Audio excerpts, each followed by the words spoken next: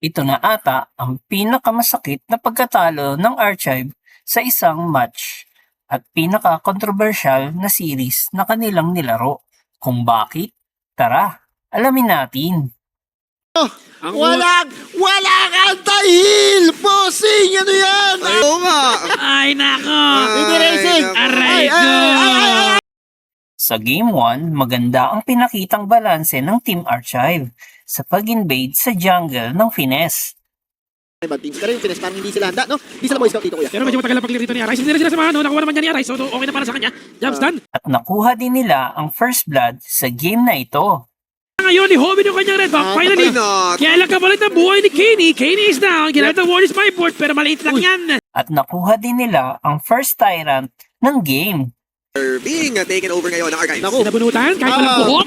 At sinundan pa ito ng pag-invade ng Archive sa jungle ng Finesse. Ha? Pero Pero sa walang top lane- tyrant, oh. Blue lahat target nila dito. Ganda. Ganda ng ikot Okay nila. lang. Tuna cup din yung nagawa.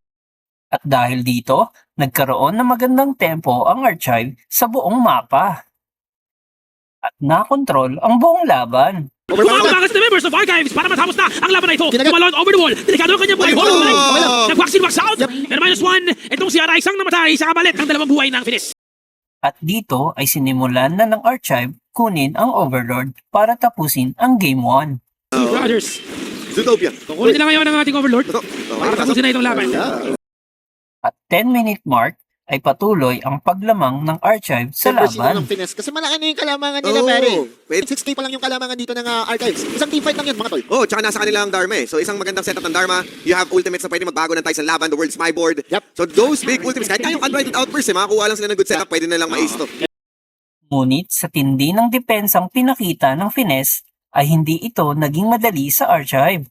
At sa clash na ito ay muntik pang maubos ang Team Archive sa ginawang play ni Sen. Huli! Pero makahuli naman isa! Huli by board! It's trying to make some play! Makahuli mga miyembro yun! Ng Finis! Isa-isa na ubos sa mga miyembro ng Archives! And that is the uncabugable play na kailangan ng Finis para may panalong laban na ito! Sen with the play! At yun na nga yung truth mantra that will set them free in this game. Sinuntok ng harap-harapa.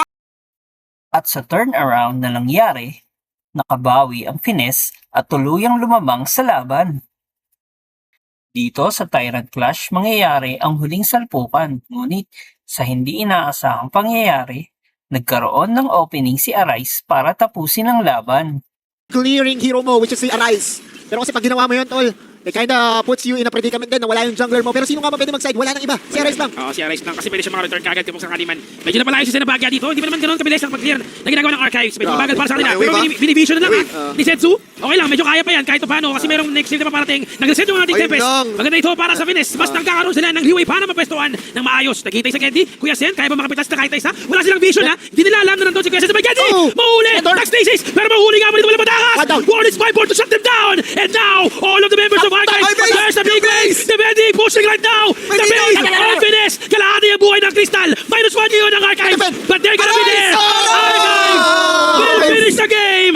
The big minion wave will be the main shot caller of Archives! Salamat, minions! So, that's it mga kapindot. Please like, share, and follow para sa mga ganitong content sa Honor of Kings PKL Spring Season. Maraming salamat!